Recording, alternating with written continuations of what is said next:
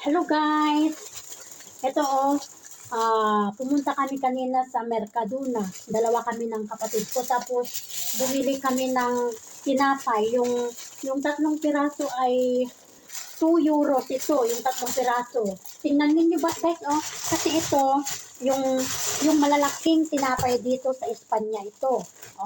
Ganito ang tinapay nila dito, yung mga amo dito, ganito ang kinakain nila, yung mga tao dito. Tapos, ito yung pinakabigas nila. Meron din naman silang mga tinitindang bigas dito. Kaso, ang mga tao dito, hindi sila masyado sa bigas. Ganito ang pinakabigas nila. O, tingnan ninyo, ang haba. Pero, yung tatlong piraso, 2 euro yun. Tapos ito, hihiwain ko ng mga ganito. Para pag magkape kami ng kapatid ko, yun na lang, kukuha kami sa konghelar. Konghelar ang tawag nila dito sa atin, sa Pilipinas, sa freezer. Kaya ito yung kutsilyo nila, yung meron parang girit-girit.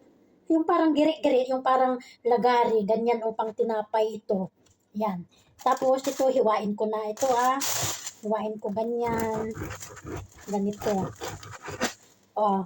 Ganyan na kahaba para pag magkape kami, ipapainit na lang para hindi bili ng bili kasi ang mahal ng mga bilihin dito guys. Ang mahal. Kaya ito, para tipid, bibili kami ng mas mura, yung makatipid kasi lahat dito binabayaran, ang upa sa bahay, ang mahal, iba pa yung yung tubig, kuryente, tapos yung internet, tapos dito sa Espanya, kahit may kapatid ka dito, walang kapatid dito. Pag bahay ang pag-uusapan. Kung hindi ka magbayad, kung gusto mong matulog sa kalye, doon ka sa kalye matutulog. Kung ayaw mong magbayad ng kwarto. Ganyan. Para ganito ang kainin mo tapos sumeksik ka. Oo. Nakakapasexy kaya ito guys. Kaya itry nyo bumili ng ganito. Ang sarap at ang sarap pa.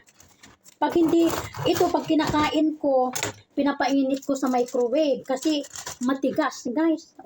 Yung parang kagaya ng matigas. Iba na naman ang iniisip nilang matigas. Yung parang ganito matigas, ang sinasabi ko, ito, matigas ito. Huwag yung iniisip ninyo, alam ko na yun. Okay? Bye. Don't forget to subscribe and then mag-like kayo, mag-comment kayo ha. Salamat. Pakita mo yung supot na. Ito na guys, nilalagay ko na sa supot yung mga nahiwa ko. Madami na. Yan. Yung tatlo naging 2 supot na nahiwa-hiwa. Ilang araw na namin ito kakapihin. Pag magkape kami, sa isang umaga, sa isang araw, sa isang gabi, isa-isang piraso.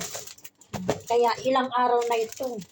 Tapos hindi, kasi nagda-diet kami ng kapatid ko.